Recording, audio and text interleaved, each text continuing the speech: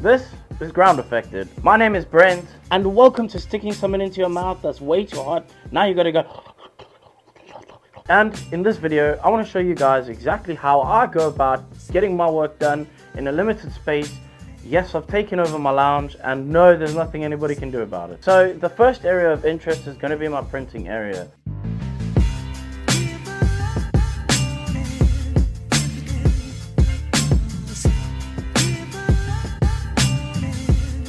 This is where I keep my printers. I have a Sonic Mini 4K, a Sonic Mighty 4K, and a Nova 3D Benny Mono 4. These are the three machines that I use that are my resin printers. And I have this bad boy, which is my Creality CR10S Pro V2. That is a mouthful. Of course, I'm making do with everything that I can. I don't have the things that I wish I could have, but I will slowly work on making my space easier to work in and a little bit more accessible for myself. So at the moment, when I'm done printing, what I have to do is come down here, and my cleaning station is down here. It's on top of a stool or a step that I stole literally from one of my kids because I needed to lift it off the floor and I don't have any more surface spaces to put anything on. So I literally use the step to keep my cleaning box on. This is where I scrape out my prints. This is where I rinse everything. I have a larger one for larger rinses. As you can see, there's some parts that are drying here at the moment. And at the same time, this is where I keep my resins and most of the stock that I use for printing too. No, my wife does not like this idea. It's small, but it works. It's enough space to just fit in the corner of my house. It's just in the edge there. It keeps everything mostly out of the way. It's in the way. It's in the way, trust me. They will complain, but it's good enough and I can get by with what I have over here. Some people might mention the resin fumes and things perhaps are dangerous for people. I'm not really sure about that. I'm not a bloody scientist, but I do know that I haven't had any problems. None of the people in my family have had any problems. It's been way over 2 years that I've been printing in this room, almost into the third year now. And I also have these massive windows behind me if I need to open up and vent the space. One thing I do know, as we're talking about toxicity of these things, is that in here is my pet tarantula, and they're very susceptible to things that are toxic, especially within the air. So if there's something that's not very good for them, they don't live very long, they die very easily, things like that. And my tarantula is still alive, bro. When I'm done with a model that needs to go to a client, or if I'm currently busy working on a model that needs to go to a client, usually I use the tops of my printers to store things on, because of course space is of premium for me.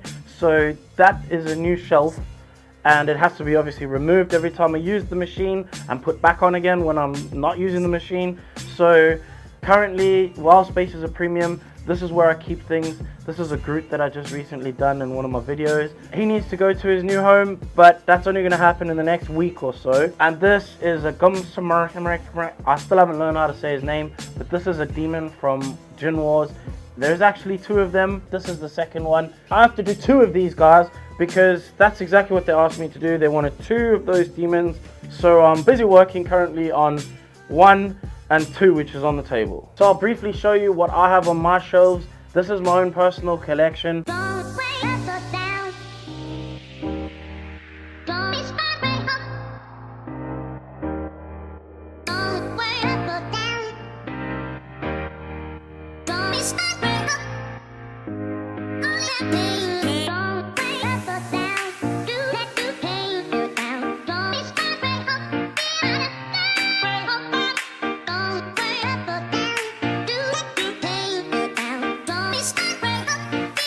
I have the Spidey shelf, which is never going to change. I will collect anything that has a Spider-Man on it because I'm mad like that. This is my quarter scale shelf. This is a shelf that's just tall enough to fit quarter scale. I haven't finished Moon Joe's Harlequin yet, but I'll get around to that. There's the painting that my wife did in one of the videos. There is a video for that. And yeah, these are my quarter scale guys. These ones only fit on this shelf just because this is the only shelf that fits quarter scale on this side of the room. These lights don't stay on all the time. These lights are only on because I'm showing the shelf off, and so it looks just as cool, but obviously these lights are not going to be on all the time. The LEDs in the background usually are on because the kids like the LEDs in the house, so we keep the LEDs on. Over on this section I have two more shelves. These two shelves are recently put up because I needed some more space. I'd really like to put some details around, maybe a trolley or two so I can put some printers or at least put my cleaning stuff on those trolleys. That would really make things a little bit easier. But for now, I can't really afford to do any of that.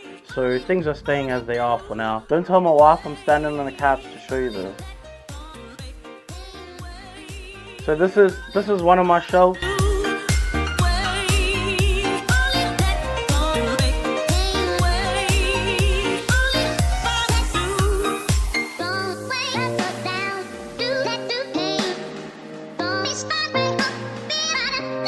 And this is one of the other shelves that I have. If you watch any of my videos, you'll recognize the models that are on this shelf.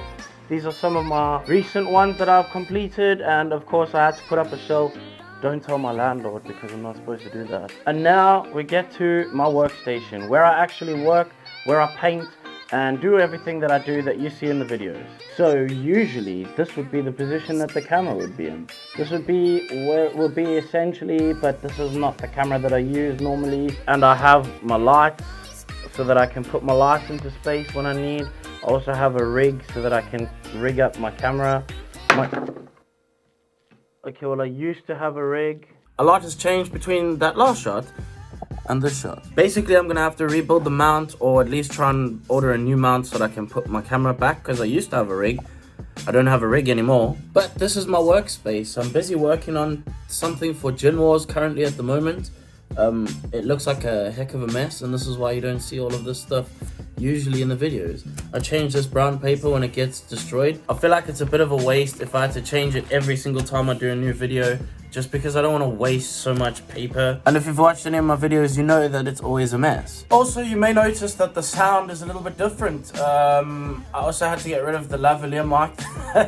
I tried a new mic and the new mic was no good. So I'm going to be working on that. In the future, I'm going to try and get a slightly better audio quality so that I can move around a little bit more and actually show you a bit more of what goes on throughout my entire painting and printing and all the rest of the things.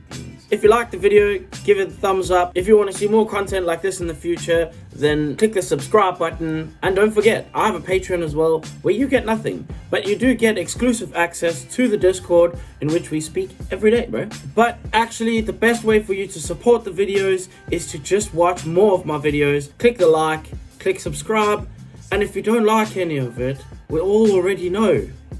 Just f*** off. That video has got serious audio problems.